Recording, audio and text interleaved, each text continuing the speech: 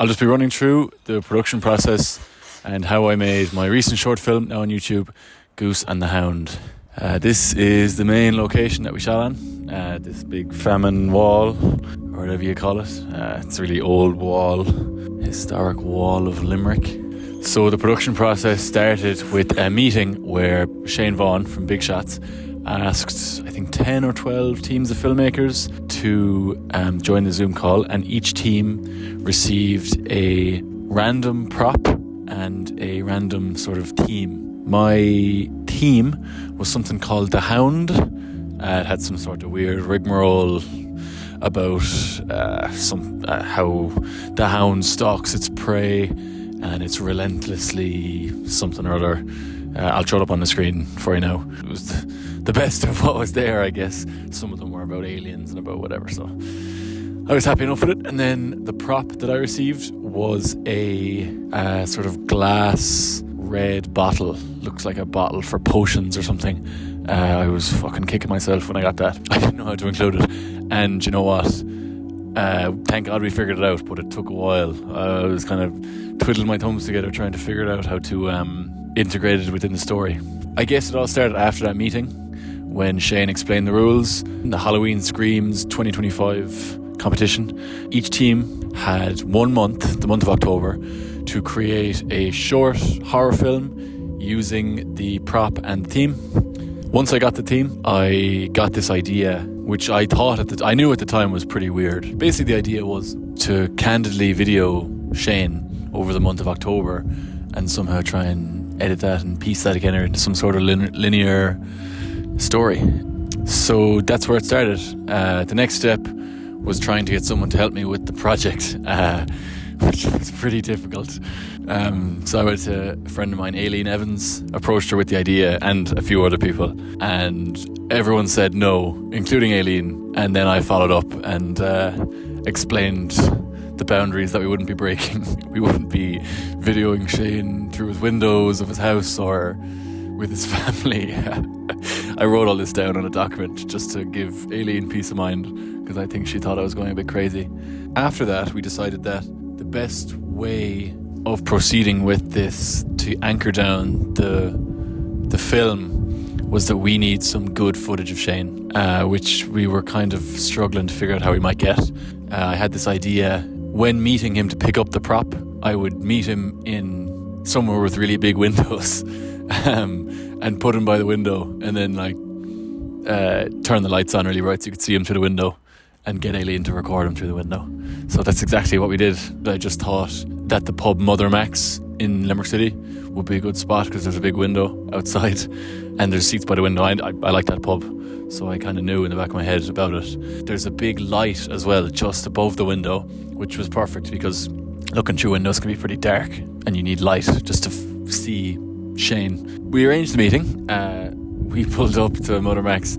I got Aileen to double park and I just kept telling her that it's fine and that if the ticket guy comes, I'll just tell him that I'll just run out and stop him.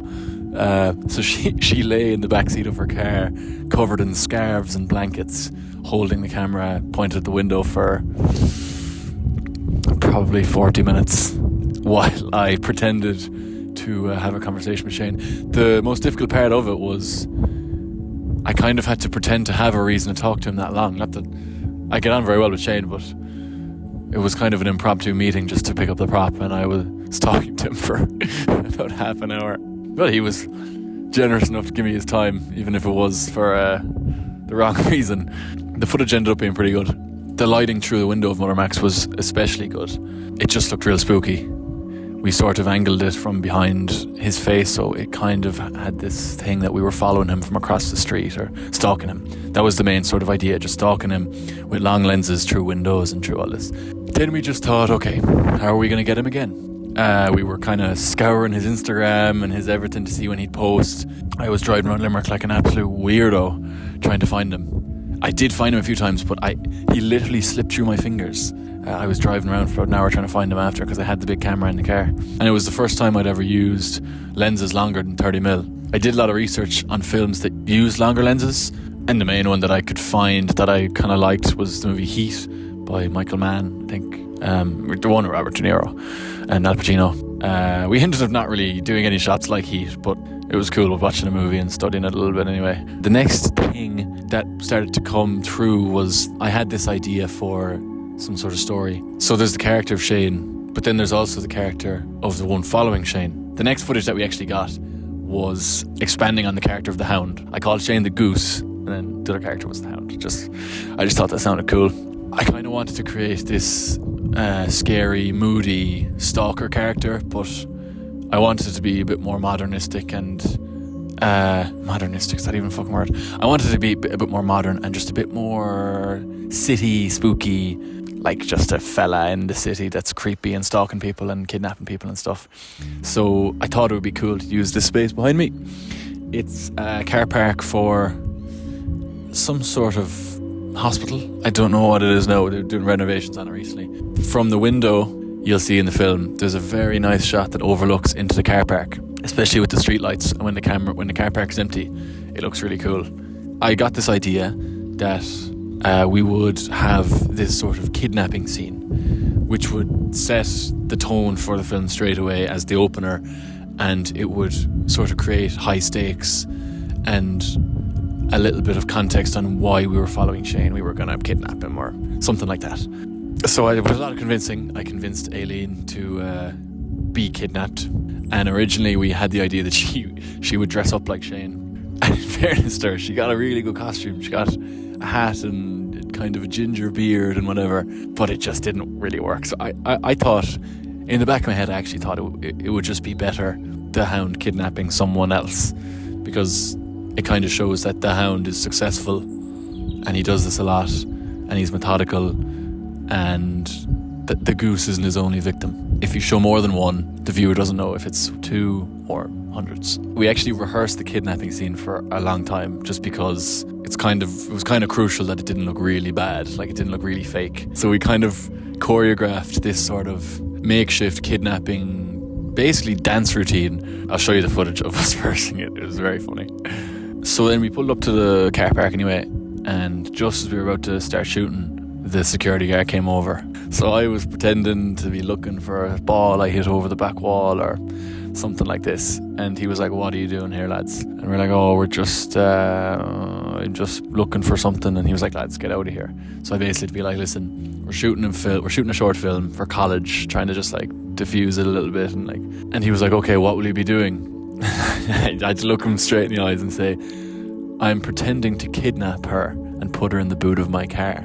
And he looked at us and went, "You are scaring me very much." So that was out the window. But luckily around the corner there was another location with very similar lights. It kind of looks like the same car park a little bit, because we changed the camera angle and all. So we managed to figure it out. And the fact that the security guard came walking around with the flashlight is what we used for the closing scene. So we had the candid footage of Shane in Mother Max. We had the kidnapping scene, and we had the scene with the security guard walking around in the car park. These scenes didn't really piece together in a way that made sense, and I hadn't used the prop. The deadline was creeping up. We just had nothing. Me and Aileen were driving around Limerick trying to record greyhounds in the Greyhound Stadium, trying to get some sort of a connection there. We were recording seagulls eating chips from pigeons. We were trying to gather some sort of linear narrative using animals, because the hound was trying to expand on the sort of animal nature of a kidnapper stalking someone. And it just looked really bad. Like, we went to the Greyhound Stadium, we basically got fucking told off by a bunch of outfits training greyhounds. They thought we were doing like an expose on greyhounds or something. So basically we didn't have much, and I was low-key panicking a little bit. I was like, oh fuck, okay. I had these ideas about utilising footage of Shane Vaughan reading poetry or stuff online of him, because he has somewhat of a digital presence in his younger years reading poetry. So I just kind of scoured YouTube for a good few videos trying to find something that related to the film in a way, and I think I found that. I just want to thank my manager Cheddar Bob for helping finish with the production of this film. The deadline was creeping up, and she really helped come up with some of the final ideas on how to sort of finish off the movie. And those ideas were to just not overthink it. It didn't have to be this linear classic story. You know, it's a short film. It relies on mood and interesting shots and interesting themes.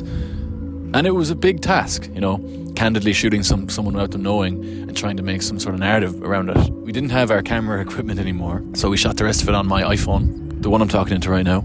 And we just thought we would expand on the obsession of the hound with the goose. Funnily enough, we got videos of hounds on YouTube and foxes just eating chickens and shit. We intercut it with footage of Shane reading poetry. And we were like, okay, this is kind of cool. This is becoming something. This is becoming something that it wasn't a couple hours ago. And she just turned to me and goes, what about the fucking prop? And I was like, oh, the prop. How do we integrate this stupid prop? We just got the idea of doing this sort of point of view style shoot. It's from the hound's point of view, and he's just using the bottle to pour mysterious liquid onto like a damp cloth, like a kidnapping chloroform-y kind of thing. It didn't work that well until we got the other idea of using another point of view shot to kind of sneak it in there, if you know what I mean. We submitted the film. I was hoping to surprise Shane with the film on the day, because he'd be like, what the fuck, I'm in this. But I had to send it to him so he could format it for the big screen. So after I submitted the film, Shane emailed me and he said, oh my god, you are a lunatic, what the fuck?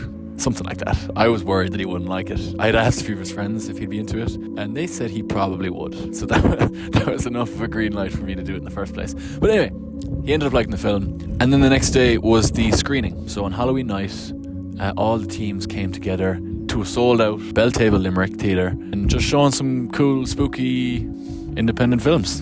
And at the end of the night, there was a few awards to be given out. I think there was best short film and best script. My film ended up winning the award for best script, which I think kind of just means best idea, because it didn't really have a script. But yeah, so I was delighted, and I learned a lot. The main things I learned were a film can be whatever you want it to be, and you shouldn't worry on if people will understand it or if you're making it in the right way or the right format, because it doesn't matter. If you think it works, it probably works for someone else too. I just want to thank once again Aileen Evans and Fiona Crowe for helping me finish the project. And if you'd like to see it, it's on YouTube. Harry Kelly is my name. What am I talking about? Alright, thank you.